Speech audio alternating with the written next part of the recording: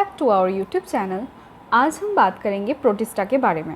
All single cell eukaryotes are placed under protista. तो पहली बात तो जो सिंगल सेल्ड होते हैं उनमें एक होता है यूकैरियोट, एक होता है प्रोकैरियोट। तो प्रोकैरियोट तो हो गया मोनिरा, तो हम बचा क्या, यूकैरियोट सिंगल, वो हो गया प्रोटिस्टा। तो प्रोटिस्टा है single cell eukaryotes are placed under protista. तो हम बहुत ही जो इम्पॉर्टेंट लाइन में जो इम्पॉर्टेंट वर्ड है उसको मार्क करते हुए चलेंगे। बाकी चलिए पढ़ते हैं। But boundaries of this kingdom are not well defined. ये एक इम्पॉर्टेंट बात है कि प्रोटिस्टा का जो बाउंड्री होता है वो वेल डिफाइंड नहीं है। What may be photosynthetic protista to one biologist may be plant to another. In this book, we include chrysophyte, dinoflagellates, euglenoids, slime molds and protozoan under the protista. ठीक है, तो हम क्या क्या पढ़ेंगे इसके बारे में। एक हो गया क्राइजोफाइट्स, दूसरा हो गया डिनोफ्लैजिलेट्स, तीसरा हो गया euglenoids, slime moulds, protozoan and protista. ठीक है। Member of protista are primarily aquatic. तो बेसिकली प्रोटिस्टा का मेंबर एक्वाटिक है और एक्वाटिक होना बहुत ही जायज़ था क्योंकि ये यूकैरियोट के साथ साथ सिंगल सेल्ड है और सिंगल सेल सर्वाइव ही वाटर में ज़्यादा कर सकता है, तो ये एक्वाटिक होना बहुत ऑब्वियस था, प्राइमरीली एक्वाटिक। बट ऐसा नहीं है, सब भी एक्वाटिक है, इसलिए प्राइमरीली कहा गया है। This kingdom forms a link with other dealing with plant, animal and fungi. Being eukaryotes, the protistian cell body contain well-defined nucleus and other membrane-bound organelles. ठीक है, तो ये होना तो बहुत ही obvious था क्योंकि इसके ये अगर नहीं होता well-defined cell wall, nucleus या फिर membrane-bound organelles तो obviously ये यूकैरियोटिक कैटेगरी में तो नहीं आता, प्रोकैरियोटिक्स में चला जाता। ठीक है। Some have flagella or the cilia. Protista reproduce asexually and sexually by the process involving cell fusion and zygote formation. ठीक है, तो सेल फ्यूजन और जाइगोट फॉर्मेशन के थ्रू ये एसेक्सुअल और सेक्सुअल दोनों तरीके से फॉर्म करता है। सबसे पहले हम लोग पढ़ेंगे क्राइजोफाइट्स के बारे में। This group includes diatoms, golden algae, desmites. They found in fresh water as well as marine environment. They are microscopic, float passively in water current called planktons. तो planktons किनको कहा जाता है?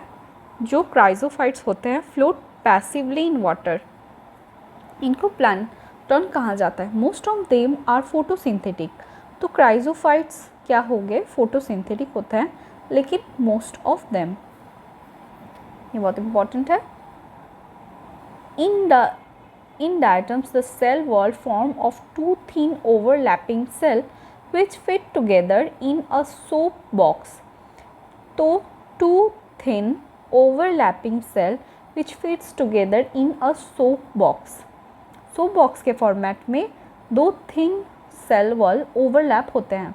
The walls are embedded with silica and thus the wall are indestructible. As ये silica से बना हुआ होता है तो ये इंडेस्ट्रक्टेबल होता है। Diatoms have left behind a large number of cell wall deposition in their habitat. तो क्या होता है, डायटम्स जब मर जाते हैं तो उनके बॉडी का जो सिलिका होता है ये कभी डिस्ट्रैक्टेबल नहीं है, तो ये डिस्ट्रॉय नहीं होता। तो क्या होता है कि ये धीरे धीरे जो समुद्र का जो सरफेस होता है उसमें डिपॉजिट होने लगता है। डिपॉजिट इन देयर हैबिटेट, तो हैबिटेट क्या है, obviously marine habitat. This accumulation over a billion of year is referred as diatomaceous ocean. तो बिलियन ऑफ ईयर्स लगता है ये बनने में। Being gritty, this soil is use in polishing, filtering of oils and syrup.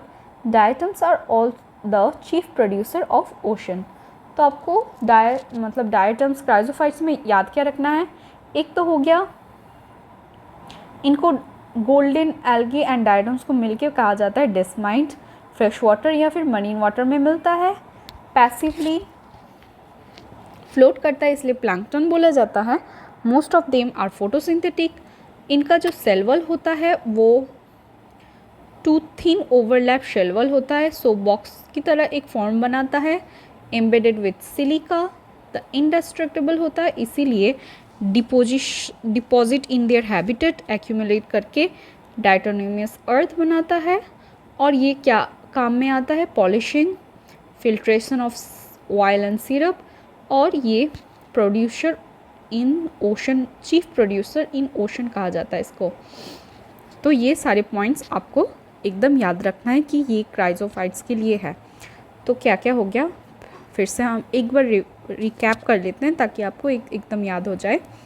In diatoms and golden algae को डेस्माइट कहा जाता है, फ्रेश वाटर में मिलता है, मरीन एनवायरनमेंट मिलता है, ये माइक्रोस्कोपिक होता है, फ्लोट पैसिवली इसलिए इनको प्लैंकटन्स कहा जाता है।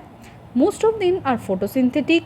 सेल वॉल फॉर्म होता है दो थिन ओवरलैपिंग से जो सोप बॉक्स की तरह दिखता है, एम्बेडेड होते हैं सिलिका से जो इंडिस्ट्रक्टेबल होता है इसीलिए डायटोनियस अर्थ बनता है। और ये क्या काम में आता है, polishing, filtration oil and syrup का। Diatoms are also chief producer in ocean. ठीक है, ये आपको दिमाग में सेट कर लेना है, आप ये अभी याद कर लीजिए, बहुत अच्छा होगा। चलिए मूव करते हैं नेक्स्ट, लेकिन आप पहले इसको याद कर लीजिएगा। तो अगला टॉपिक है dinoflagellates. These organism are mostly marine, photosynthetic. They appear yellow, green, brown, blue और red depending on the pigment present in their cell. ठीक है, तो ये क्या हो गया, मराइन हो गया, ऑब्वियसली पहले वाला भी था, फोटोसिंथेटिक ये वाला भी है। इनके कलर क्या होते हैं, yellow, green, brown, blue, red, depend on the pigment, मतलब इनके बॉडी में पिगमेंट मिलता है। ठीक है, the cell wall has a stiff cellulose plate. तो इससे पहले क्या था, जो हम क्राइजोफाइट्स में पढ़े थे वो सिलिका के बना हुआ था, और सिलिका का बना था इसलिए ये कभी टूटा नहीं। सिलिका सैंड से बनता है, ये आपको मतलब सैंड बनता है सिलिका से, तो डिस्ट्रक्टेबल नहीं है वैसे भी, तो ये आप ट्रिक से याद रख सकते हैं। ये सेल वॉल जो है वो सेलुलोजिक प्लेट होता है आउटर सरफेस में। Most of them have two flagella. ठीक है, तो इनको पहचानेंगे कैसे, डाइनोफ्लैजिलेट्स को दो फ्लैजिला होता है, दो डाइनो, तो ये ऐसे आप थोड़ा सा मतलब याद रख सकते, डाइनो दो दो साउंड कर रहा है, तो टू फ्लैजिला होता है। One lies longitudinally and other transversely in a furrow between the wall plates. ठीक है, तो एक होता है तो लॉन्गिट्यूडनली और एक हॉरिजॉन्टली, तो ये आप ऐसे फोटो इमेजिन कर सकते हैं इसका। सेलुलोजिक प्लेट होता है, most of them have two flagella. One lies longitudinally होता है, ट्रांसवर्सली होता है, furrow between the wall plates. Very often red dinoflagellates, जो रेड कलर का पिगमेंट जिनके पास होता है, example गोन्यूलैक्स, undergo such a rapid multiplication that they make C appear red।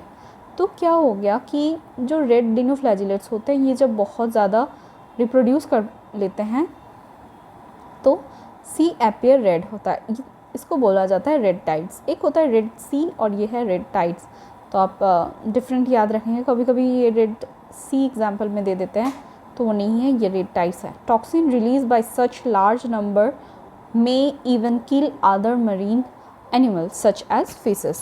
तो ये तो टॉक्सिन्स भी रिलीज़ करते हैं, इसीलिए अदर मेरीन एनिमल्स को किल कर देते हैं।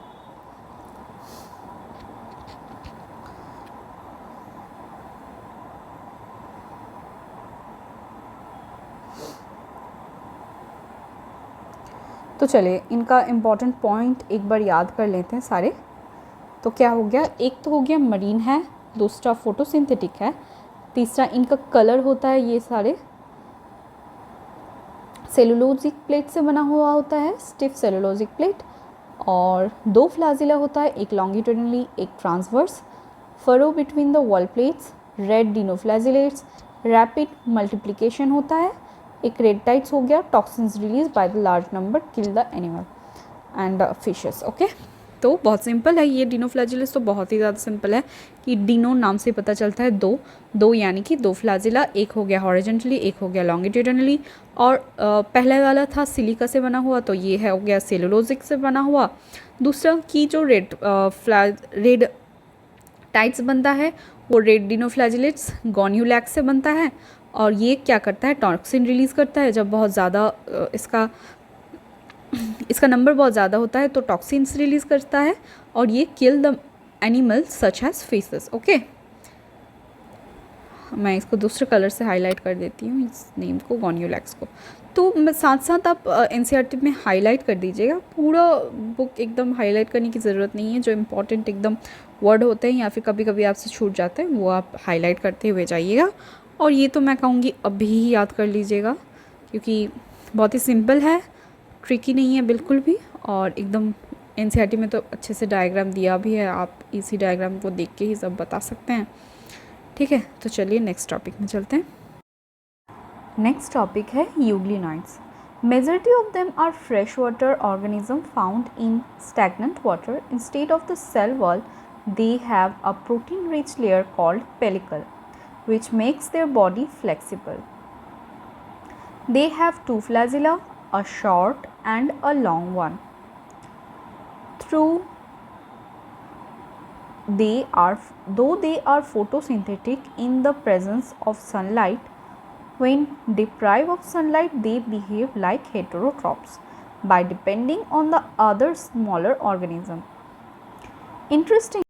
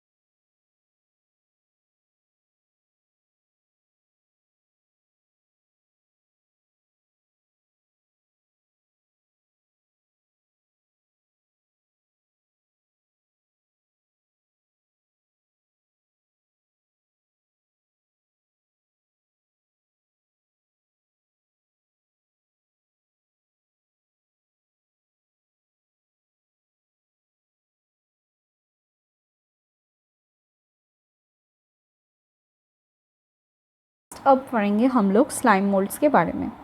Slime moulds are saprophytic protist. तो ये एक डिफरेंट हो गया कि सैप्रोफिटिक। इससे पहले पहला वाला तो फोटोसिंथेटिक था, दूसरा वाला फोटोसिंथेटिक, तीसरा वाला फोटोसिंथेटिक भी था, ऑटोट्रॉफिक भी था, और ये वाला जो चौथा वाला है ये सैप्रोफिटिक हो गया। ठीक है, तो ये फोटोसिंथेटिक नहीं है। ये क्या करता है, डेड बॉडीज़ के ऊपर अपना खाना कंज्यूम करता है। The body moves along decaying twigs, leaves engulfing organic material, ठीक है। तो आपको समझ आएगा ये सैप्रोफिटिक्स का जो हैबिटेट हो वो बता गया। Under suitable condition they form an aggregation called plasmodium, ठीक है। अगर सुइटेबल कंडीशन हुआ तो प्लाज्मोडियम फॉर्म करता है which may grow and spread over several feet. तो अगर फेवरेबल कंडीशन होता है तो क्या होता है, एग्रीगेशन फॉर्म करता है, कहलाता है प्लाज्मोडियम, सेवरल फीट ऊंचा ये बनता है। ड्यूरिंग अनफेवरेबल कंडीशन, अब अनफेवरेबल कंडीशन में क्या होता है, Plasmodium differentiate and form fruiting bodies bearing spores that at there tips, ठीक है। तो स्पोर्स बेयरिंग टिप्स पे फ्रूटिंग बॉडी बनता है, क्योंकि टिप्स में अगर आप स्पोर को रख दोगे तो बहुत सेफ हो जाएगा, क्योंकि कंडीशन ऑलरेडी अनफेवरेबल है। The spore possess a true walls, ठीक है। तो ट्रू वॉल्स देने की क्या रीज़न रहा होगा, अगर वॉल होगा तो वो बाकी अनफेवरेबल एनवायरनमेंट से उसको बचा सकता है। They are extremely resistant and survive for many years. तो ये जो स्पोर बनता है फ्रूटिंग बॉडी वो एक्सट्रीमली रेजिस्टेंट होता है और survival for many years. Even under adverse condition the spores are dispersed by air currents.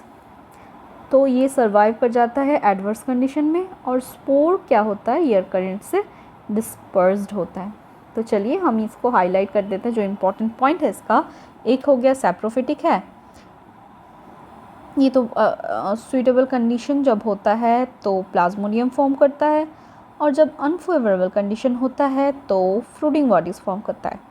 The spore possess true walls, जो कि स्ट्रिंग कंडीशन में इनको सर्वाइव करने में हेल्प करता है अंडर एडवर्स कंडीशन में भी, और ये डिस्पर्स होता है बाय एयर करंट्स। इतना ही आपको इनका इम्पॉर्टेंट टॉपिक याद रखना है। और जो क्या कहते हैं यहाँ पे, हाँ, सेवरल फीट्स, जो प्लाज्मोडियम होता है वो सेवरल फीट्स ओवर जाता है। तो यही कुछ इम्पॉर्टेंट पॉइंट है इनके, फिर से हम देख लेते हैं एक बार।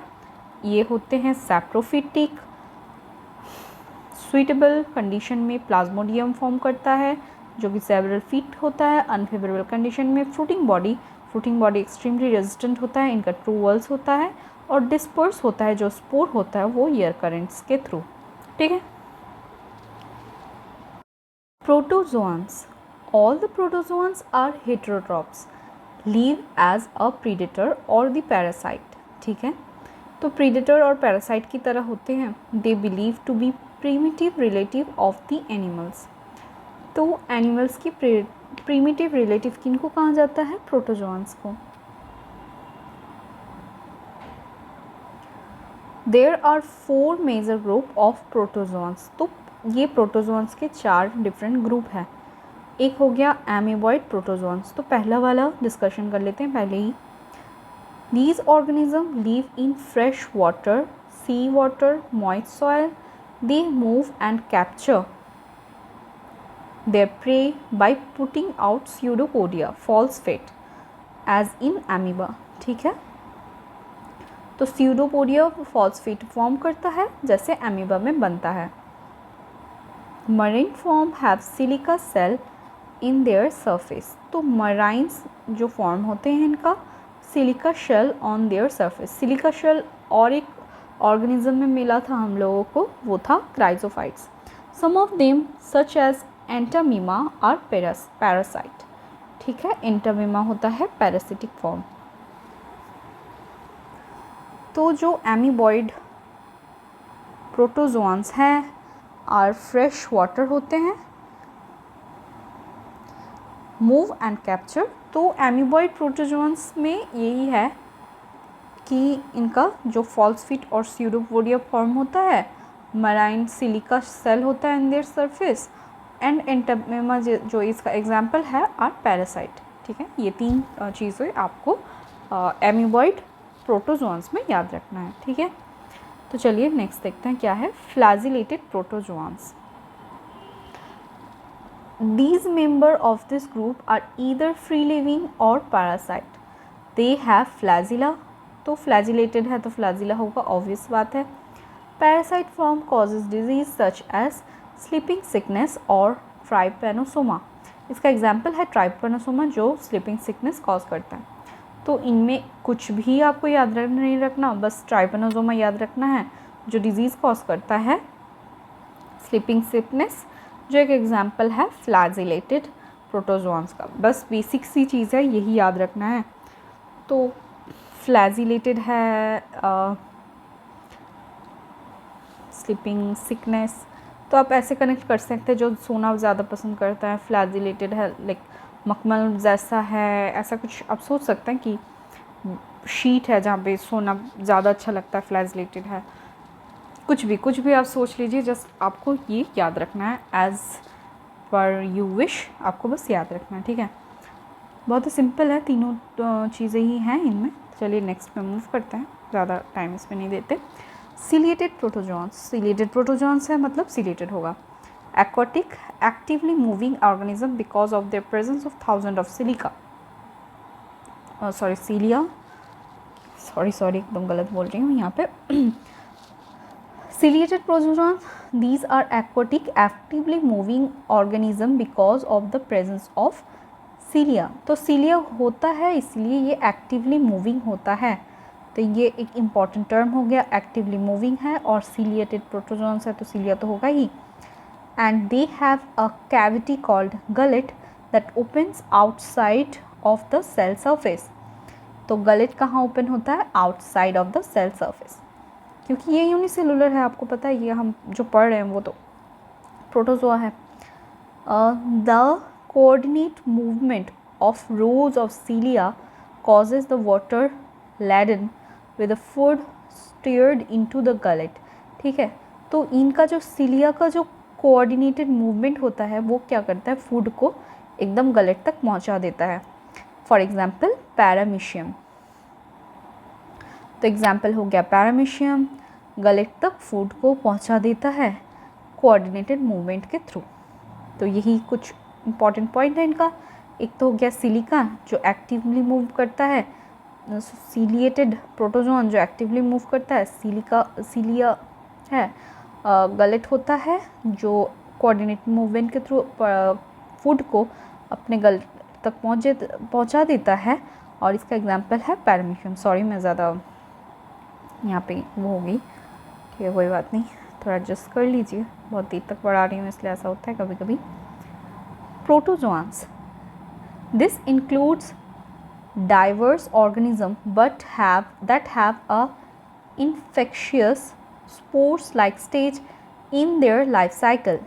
तो क्या है इसमें, स्पोर्स लाइक स्पोरोजोन्स है तो स्पोर लाइक स्टेज तो होगा ही। The most notorious Plasmodium malarial parasite which cause malaria, a disease which has staggering effect on human population, ठीक है। तो जो स्पोरोजोन्स है स्पोर लाइक है, इसका एग्जाम्पल हो गया प्लाज्मोडियम जो मलेरिया कॉज करता है, वो नोटोरियस होता ही है, स्टैगरिंग इफेक्ट ह्यूमन में दिखाता है। तो मोस्ट आर नोटोरियस, ठीक है। तो ये हो गया इसका जो बात है। तो बहुत ही सिंपल है, सबका अपना अपना मतलब अपना अपना बहुत ही डिफरेंट टॉपिक है, ऐसा नहीं है कि इसके साथ वो मिक्स हो गया उसमें सब मिक्स हो गया, सबका अपना अपना स्ट्रक्चर है। सारे में ही आप ऊपर जैसे हमने पढ़ लिया यूग्लिनॉइड्स हो गया, फिर डिनोफ्लैजिलेट्स, सबका अपना अपना एक है, तो आप ये याद कर लीजिए, बहुत ही सिंपल है। प्रोटिस्टा मैं तो कहती हूँ अभी ये लेक्चर ख़त्म करके आप लिख के प्रैक्टिस कर लीजिए, आपको याद हो जाएगा। तो याद करना सबसे ज़्यादा इम्पॉर्टेंट है, और एनसीईआरटी का ऐसे ही लाइन बाय लाइन मैं आपको पढ़ा दूँगी, आगे लेक्चर आता रहेगा। कमेंट कीजिए आपको नेक्स्ट कौन से टॉपिक में कौन से चैप्टर में लेक्चर चाहिए। इसको आप एनसीईआरटी ओपन करके आराम से देखते रहिए, रीड करते रहिए, एज अ रिविज़न यूज़ कर सकते हैं। अगर कोई बिगिनर है जो एनसीईआरटी को अच्छे से समझना चाहता है, line by line each line, मैं यहाँ पे कुछ भी मिस नहीं करूँगी, जो इम्पोर्टेंट क्वेश्चन पूछा जाता है वो भी नहीं मिस कर, मतलब आप एक्सपेक्ट कर सकते हैं मैंने पढ़ा दिया, अगर आपने मेरा लेक्चर देख लिया तो मिस नहीं होगा आपको कोई भी क्वेश्चन एनसीईआरटी से होगा तो। और नीट में एनसीईआरटी बेस्ड ही बायोलॉजी में से क्वेश्चन आता ही है। इनफैक्ट 99% तो आता ही है, वो 1% अलग बात है, उसको लेकर आप ज़्यादा मत सोचिए, लेकिन 99% तो यहाँ से ही आता है, तो ये आपको स्ट्रॉन्ग बनाना ही है। थैंक यू, आज के लिए इतना ही। नेक्स्ट लेक्चर में मिलते हैं और कमेंट कर दीजिएगा कि क्या टॉपिक आपको चाहिए।